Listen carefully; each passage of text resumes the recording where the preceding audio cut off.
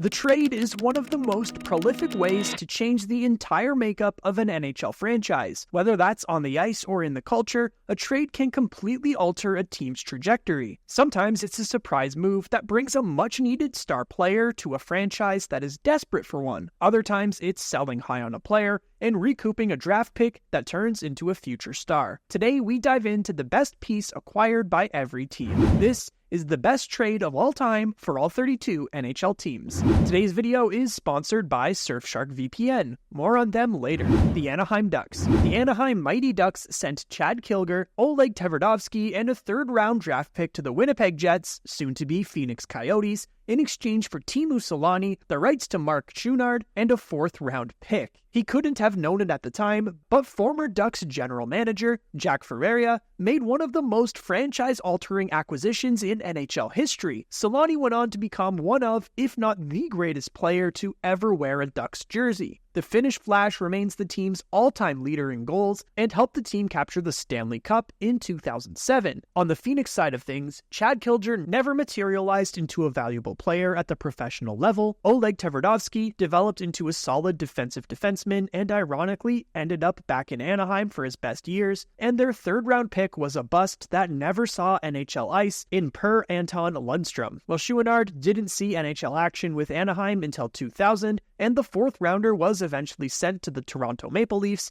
the Ducks' addition of Selanne was huge. The Arizona Coyotes. Yes, this team has relocated to Utah, but their history hasn't. The Phoenix Coyotes acquired Jeremy Roenick from the Chicago Blackhawks in exchange for Alexei Zamenhof, Craig Mills, and a first-round draft pick. Jeremy Roenick may have been a cap dump by the Blackhawks, but the Coyotes were not about to complain. After 7 seasons tearing up the NHL in Chicago, Roenick didn't miss a beat. He posted seasons with no fewer than 24 goals for 4 straight years. The Yotes also managed to give up very little for his services. Craig Mills never managed to make an impact in the NHL, playing just 27 games over 3 seasons in Chicago. Alexei Zamenhof continued being a solid player for the Blackhawks and had 4 seasons of more than 60 points, but he was no Roenick. Most disappointing of all, the first-round pick became 16th overall Ty Jones, who was a massive bust that only played 8 games for the club. The Boston Bruins. The Boston Bruins acquired a 1979 first-round pick from the Los Angeles Kings in exchange for goaltender Ron Graham. LA was in search of a new starting goaltender, and Graham fit the bill. Unfortunately, Graham failed to impress the Kings and was unable to unseat Mario Lessard as their starter. He would play in Los Angeles for 2 seasons before being traded to the Nordiques.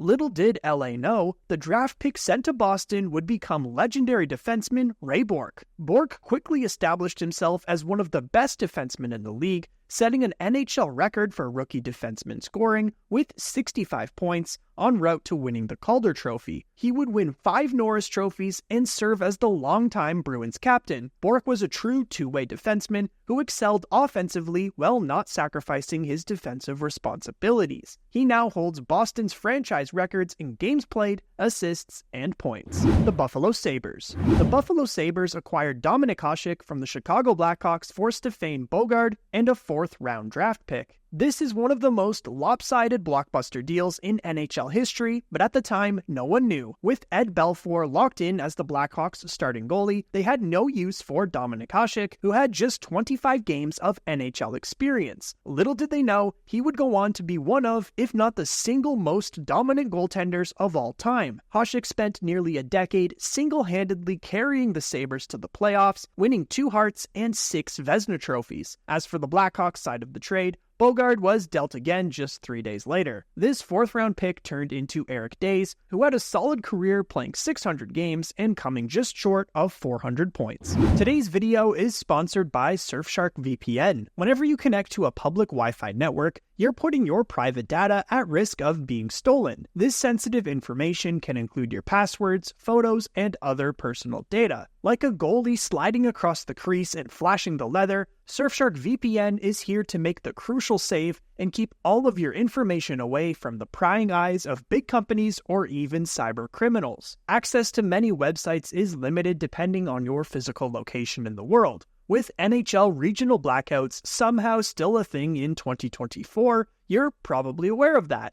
I recently wanted to watch Connor McDavid and the Edmonton Oilers while traveling in the US, so I opened Surfshark and set my location to Alberta to bypass the regional blackout. It's that simple. As someone who's always checking on their fantasy team when I'm out for dinner or even at the game, I throw Surfshark on knowing I'm protected well on public Wi-Fi. By going to surfshark.deals/hockey or scanning the QR code, you can get 3 months free on a 2-year subscription with Surfshark. There's no risk involved, as Surfshark has a 30-day money-back guarantee. The link is in the video description and pinned comment. Back to the video.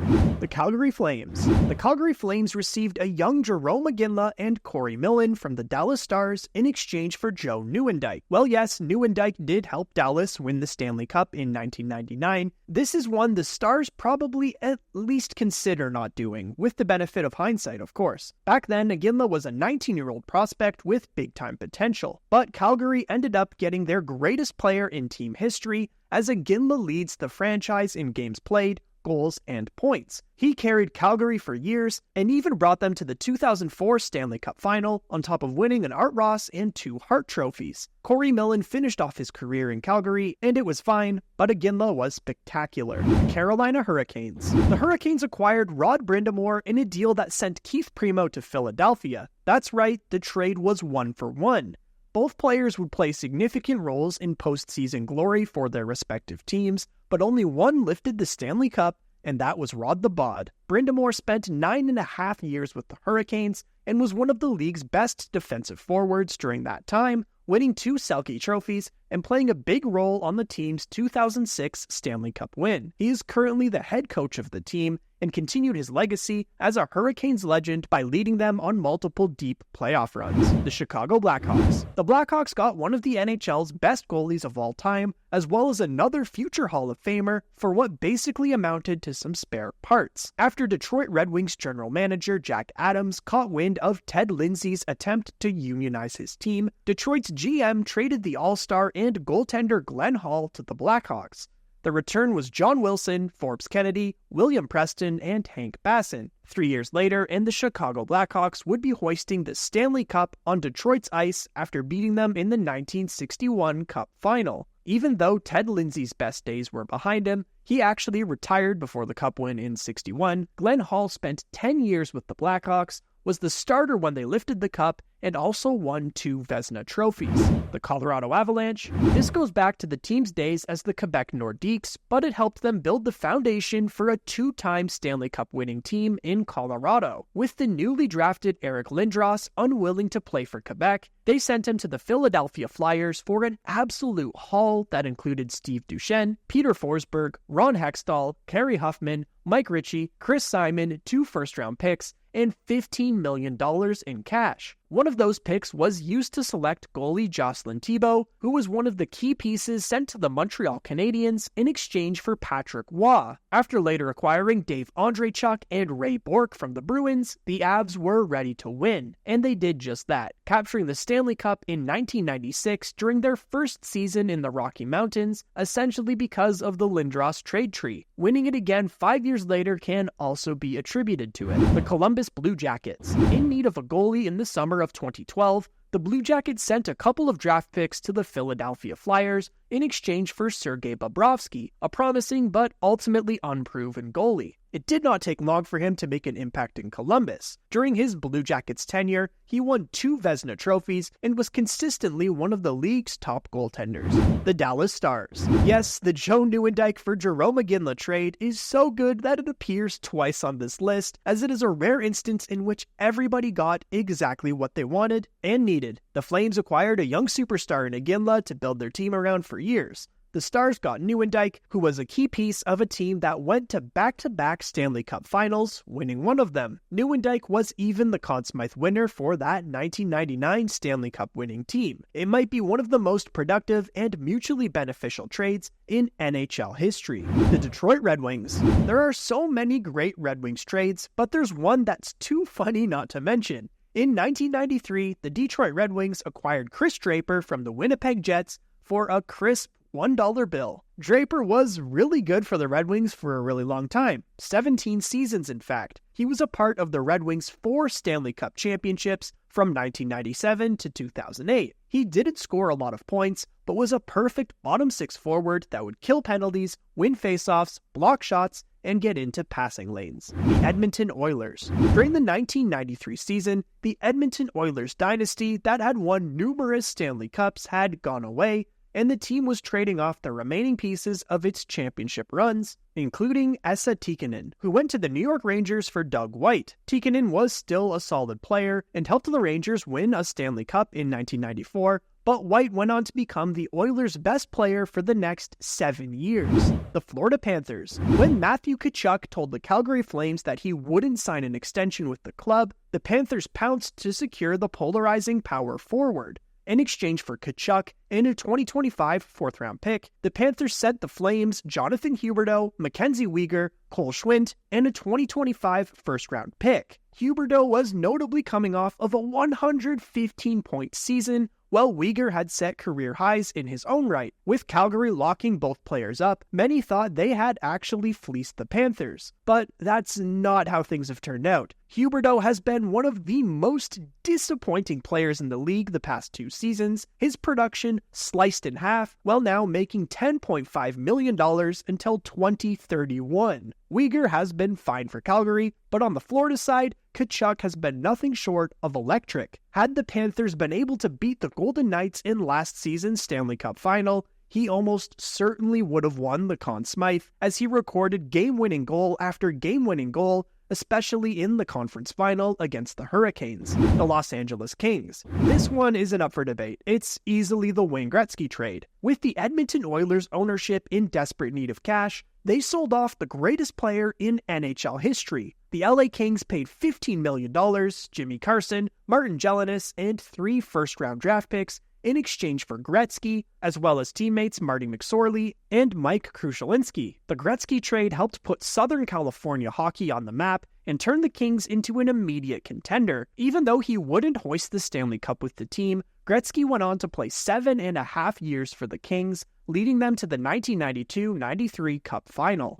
Minnesota Wild. The Wild have often been a team to build through free agency, whether that's with Parise and Suter, or even Nicklas Backstrom. But we don't think it's too early to say that the Brock Faber trade was the franchise's best. With Minnesota unable to fit Kevin Fiala's contract under the salary cap, largely in part to the Parise and Suter buyouts, they sent the winger to the Los Angeles Kings in a blockbuster trade for Brock Faber and the 19th overall selection in the 2022 draft. Nearly 2 years later, this deal has been mutually beneficial for both teams. On the Wild's side of things, Brock Faber has positioned himself as the likely runner-up in this year's Calder Trophy race, behind only Connor Bedard. While he has only played 1 full season in the NHL, there is no doubt Faber is a bona fide star, poised to have a long career with his hometown team, the Wild. The Montreal Canadiens. In the late 1960s and early 1970s, Montreal Canadiens general manager Sam Pollock was a visionary. He made a habit out of trading aging veterans to the NHL's newest expansion teams for future first-round picks, sometimes years in advance, which helped him build the greatest Canadiens dynasty of the 1970s. The best of those trades was the one that sent Montreal's 1970 first-round pick and Ernie Hickey to the Oakland Seals for Oakland's 1971 first-round draft pick. It ended up being the number 1 pick in the draft, which the Canadiens used to select future Hall of Famer and 5-time Stanley Cup champion Guy Lafleur. Today, Lafleur also sits on top as the all-time points leader of the most storied franchise in NHL history, the Nashville Predators. In the middle of a disappointing 2012-13 season, the Predators dealt veteran forward Martin Erat to the Washington Capitals for Philip Forsberg, a talented prospect who was just 1 year removed from being one of the top picks in the draft. The Capitals thought it might give them a shot at a championship. Instead, the 31-year-old Erat scored only 2 goals in 62 games over 2 seasons with the Capitals, while Forsberg has blossomed into a top-line scorer, and this year he broke the Predators' franchise record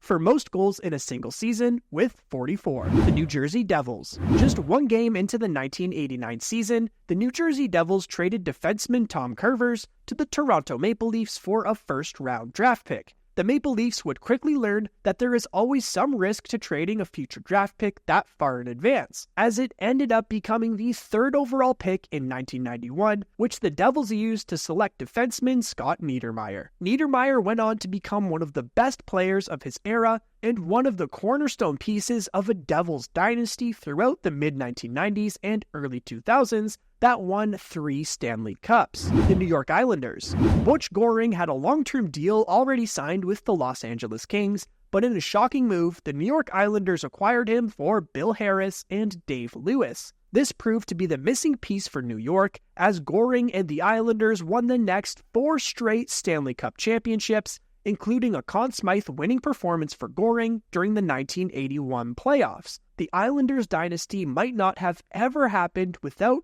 Butch Goring. The New York Rangers. After winning 5 Stanley Cups with the Edmonton Oilers, Mark Messier was dealt to the New York Rangers in 1991 for Bernie Nicholas, Louis DeBrusque, and Stephen Rice. While he would only play 6 seasons for the Rangers, he was the missing piece the team needed to end its 54-year Stanley Cup drought when the Rangers defeated the Vancouver Canucks in 1994 to win their first Stanley Cup championship since the 1940 season.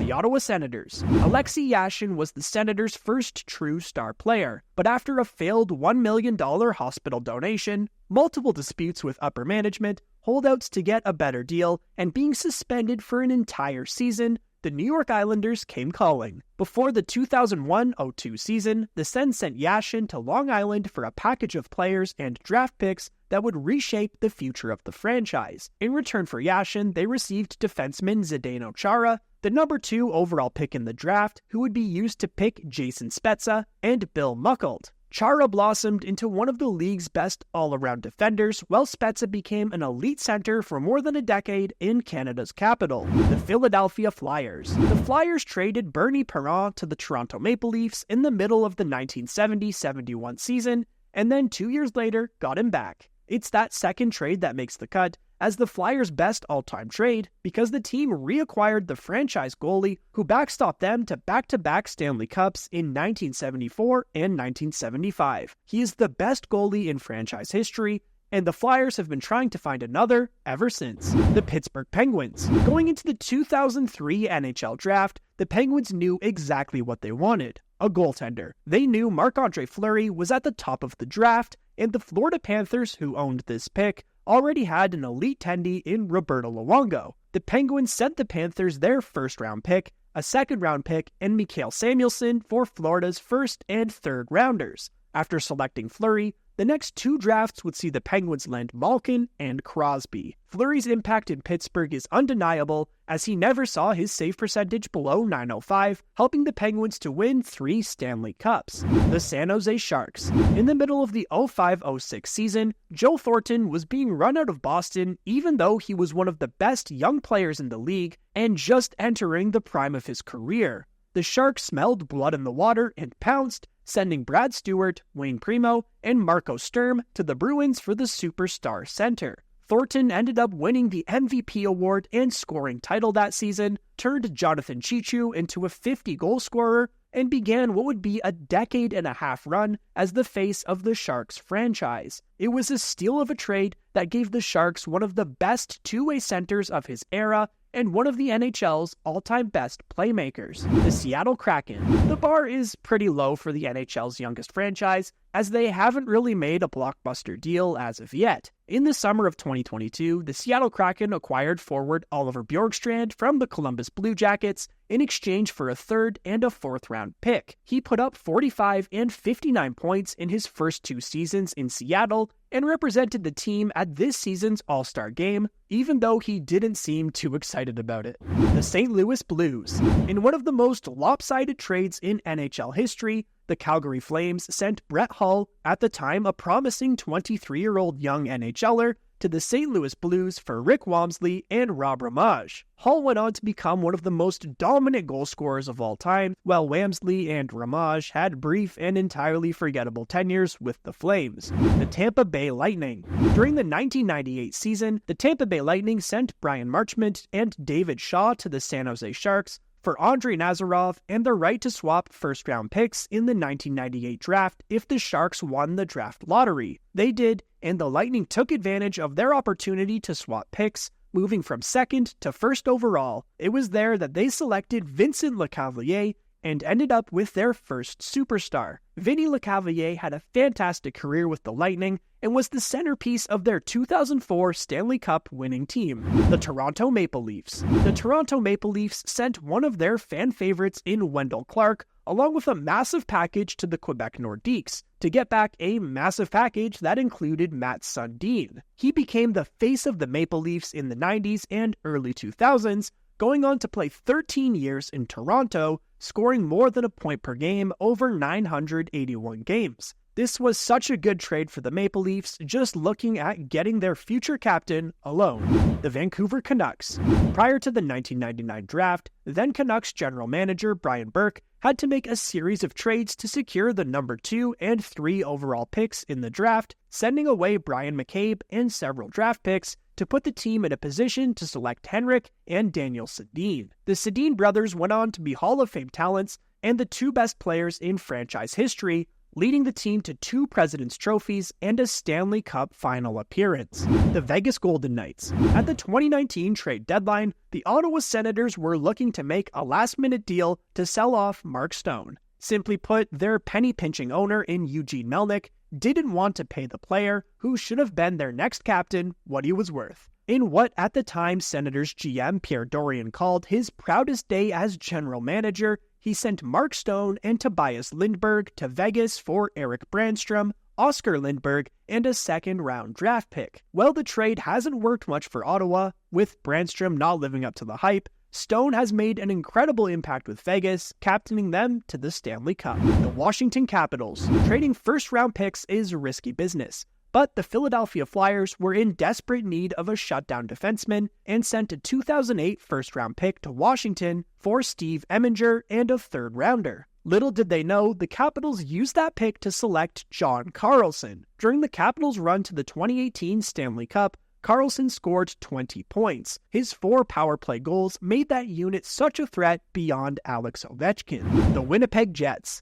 Another recent trade, this one was addition by subtraction. Last summer, Pierre-Luc Dubois wanted out of Manitoba, so the Jets sent him packing to Los Angeles with an 8-year, $8 million deal in place. The return was forwards Alex Iafallo, Rasmus Kupari, and Gabriel Velarde, as well as Montreal's second-round pick in the 2024 draft. This season, Velarde alone was far better than PLD. He simply has not worked out in LA, leading to rumors about the team already trying to trade him away. But what is your favorite trade made by your favorite team? Let me know in the comments.